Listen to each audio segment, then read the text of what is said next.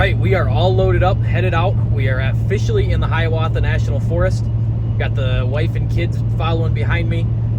I actually work out near this area and I'm working tomorrow, so figured I'd come out, spend the night in the woods, and then head to work in the morning. They're gonna head back into town tonight, so they're gonna come out, have dinner with me, and then I'm gonna stay out and continue testing things before our longer trips this summer. So like I said last time, I think it's really important to get out and test. Doesn't really matter where you go, but make sure that you get out and test and make sure that the equipment you think works the way you want it to. And that's exactly what I'm doing tonight. Worst case scenario, I am about 30 to 40 minutes away from home. So I can pack up and head home if it gets real bad. But it looks like a beautiful night. Weather's supposed to be perfect, so I'm excited.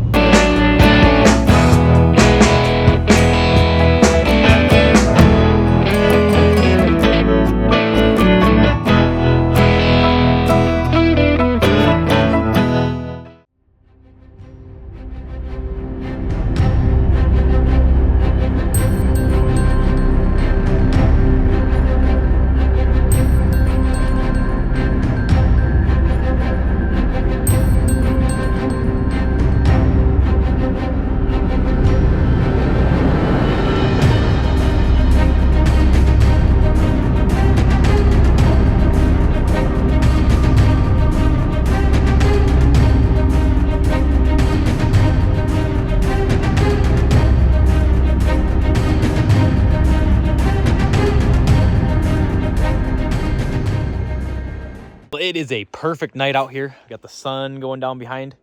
Got a little bit of a fire going there. Got the setup here power station. Right now I'm running the set power fridge and charging the drone up right off of that. It's pretty nice not having to start the truck for that. And well, I am gonna do a full walk around once I've got a couple more things that are coming to the truck, so stay tuned for that. But once we get those installed, I'm gonna do a full walk around and talk about exactly what I've got, where I've got it, and why. But today I wanted to talk about the tent a little bit. So I just opened it up and I just flopped this. This is the outer cover. I just kind of flop it over here. Works pretty well, stays out of the way. And you can see it kind of compresses in a little bit. There's some bungee cords on the inside we'll see in a second. But this is the first step here. This slides out and then these spin to lock it into place. And then you've got that. That's the opening. So I was also talking about that annex that goes here. I really don't use it too often. It's kind of a pain in the butt to put on.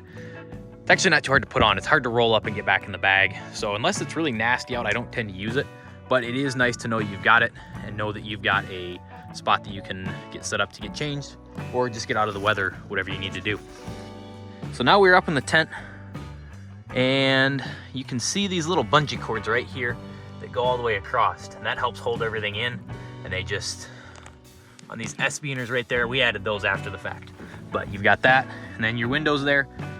You've got an outer, pretty thick canvas here, and then you've got this mesh that is a great bug net that I need to get back up in place.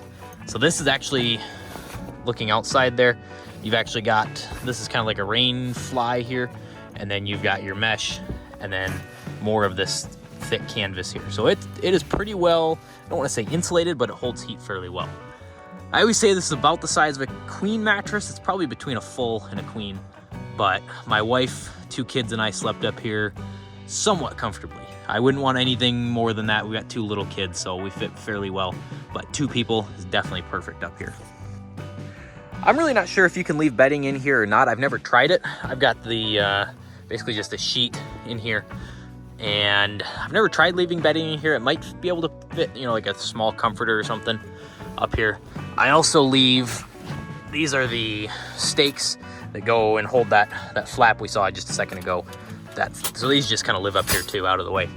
Other things that are kind of nice, you've got a little bit of a vent here, and the same thing on this side that I don't know how much it actually helps, but supposedly helps with condensation and all that. Just a little bit of airflow through here. So on the inside, yeah, it's just these metal, these are pretty thin, just aluminum poles. There's basically just 3 of them here, and this one here extends the same way the other does. So you've got a pretty decent amount of space up here. For everybody that's real interested in gear, I'm gonna be using a Nemo sleeping bag. It's the Forte. This is a 20-degree bag. It's supposed to be in the 40s tonight, so that should be just about perfect.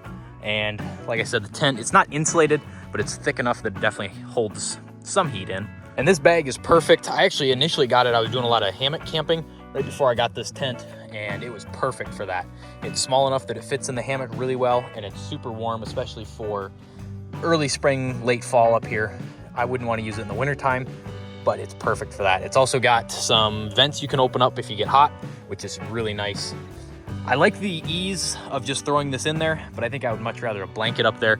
But tonight, just the ease of grabbing that, it just stays right in that sack. It's able to air out a little bit in there, but I always make sure it's totally dry before I put it away. But basically just grab that and a pillow off my bed, and we are good to go and get out here. So if you're not really familiar with the rooftop tent concept, it actually mounts over here on the rack. Got the Van Ultra locking mount here. Definitely don't want, this is a big investment. I don't want anybody to just walk away with it. You can see over here the other mount. It's just a couple of bolts there that go through. So somebody could easily just undo that, where this is a locking mount. So, I mean, yeah, somebody could take an angle grinder and cut off the bolt there, but I'm likely gonna hear that. They can't just walk up and quietly undo it. This does weigh about 170 pounds, so it'd take a couple guys to lift it on or off, but the Extrusion Overland X bars are perfect for this.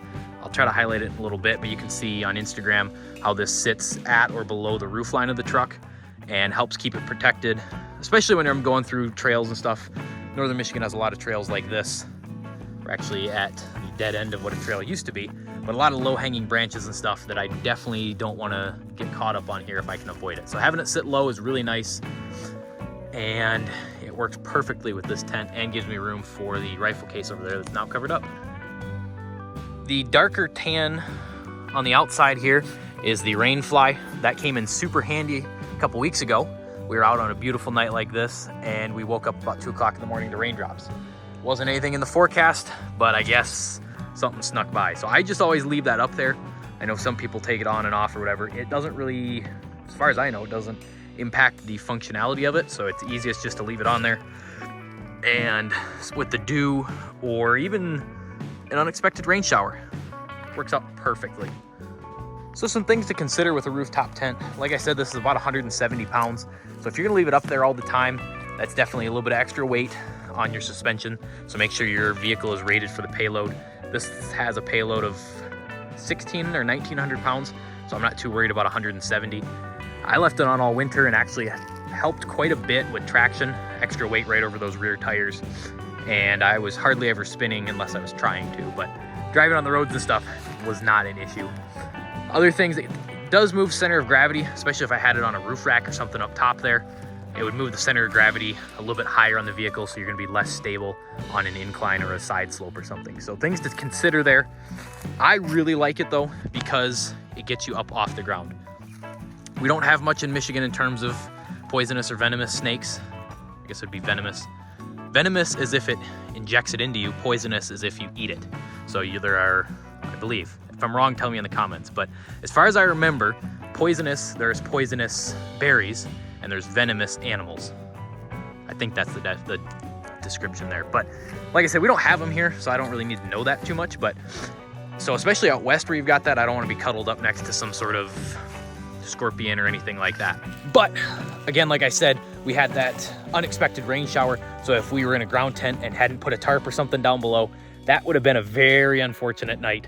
So getting up off the ground, you don't have to worry about a river running through. You don't have to worry about critters coming and cuddling with you. Now, I mean, a cougar, a mountain lion, or a hungry bear or whatever could easily scratch through that, but getting up off the ground makes at least me and my wife feel a little bit more comfortable than being a mountain lion burrito in a hammock over there or something. Downsides to it though, if I wanted to leave right now, or needed to leave, forest fire or whatever medical emergency, I would have to pack that up. Now, doesn't take too long to pack up, but it'd say at least 10 or 15 minutes probably to get everything here cleaned up. Where if it was a ground tent, I could just easily drive off, come back and get it in the future, or not worry about it. So that's something that sticks out quite a bit. So you're not really gonna be able to drive down the road or the trail or anything like that if life or death situation. Well, so there's a little bit about the tent. I'll link it down in the description below. I got a smoking deal on Facebook Marketplace for this.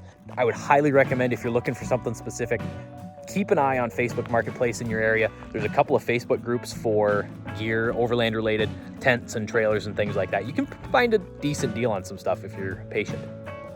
Oh no, looks like I talked a little too long and the fire went out. So I'm gonna have to put you down and get the fire going. It's starting to get a little chilly out here. Well, I was able to save the fire. I guess I gotta pay a little closer attention to that and a little bit less to making videos. My wife and the kids packed up and headed home. They were here just for dinner real quick, had some smash burgers. It's always fun getting the kids out into the woods, into nature, get them away from the TV screen and just let them explore. It's just a good way, I think, to expose them to the world in a good way. There's a lot of world that I don't want my kids exposed to, but this out here, the campfire, pretty good. On this trip, another thing we were testing, radios. I've got the new B-Tech GMRS. I've got the mobile mounted up in the truck, and then I've got the handheld. My wife drove her car out here. Yeah, it wasn't a very technical trail. She was able to bring her Pontiac vibe out here. Let me have it in the comments, I guess. But we were able to get away from everything, so that's more what I was after.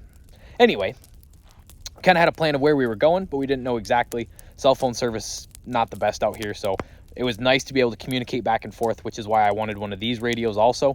I've actually got 2 of these, so we can communicate when we're outside the vehicle, or anybody in the group, just hand them this and they're good to go. They don't have to worry about trying to have a radio mounted up in there, you know, if it's a daily driver, or I guess mine's a daily driver, but I'm a little weird with that. So people that don't want an antenna sticking out or don't want a radio in there, these are a good way to go. We were able to communicate. I mean, we were probably half a mile away from each other at the farthest point, and we were able to talk to each other perfectly clear. So it was definitely nice to have that, and had it on for a little bit. Nobody else out here wants to talk to me, I guess, which is why I came all the way out here. So far, battery life is looking pretty good. We're down 1 bar. There's 3 and we're at 2 right now. So it's been on for about at least 2.5 hours now, probably. And it's starting to get dark out here, so I think we're gonna have to save the rest of the showing off of gear and the walk around to the truck for another day. It's Instagram, that's where I started. The YouTube thing is new. I've been having a ton of fun making these videos, but I'm still mostly on Instagram. So if you haven't checked that out, it's Up North Overland on Instagram. Same thing on Facebook. I just kind of use that to interact with people in different groups. And if you're not a member of some of these Facebook groups, there's a ton of knowledge that gets shared there every single day. I like to put out things that I learned along the way. I don't know everything, and I learn new stuff every time I come out here. So if I come up with some sort of hack or whatever, I like to try to make it a reel on Instagram. I'll put a short on YouTube usually, and then I'll try to put some sort of post into the Facebook groups. So check those out. That's a great way, whether you're seasoned or brand new. People love sharing what they know, and it's a great way to learn and pick up on all kinds of new things. Good morning. Made it through the night. It was a little chilly. It got down into the low 40s, upper 30s. Guess I didn't think I would have needed a diesel heater in May, but here we are. It's the beauty of the UP. So if you're planning a trip up here, it gets cold at night. So if you've got a diesel heater, might be something to bring along with you. And I am just getting to the end of the trail, which means this trip is over and we're off to work, which is not fun to think about, but that's the reality of it. So it was fun to get out just for a couple hours last night. Well, 12 hours, I guess. And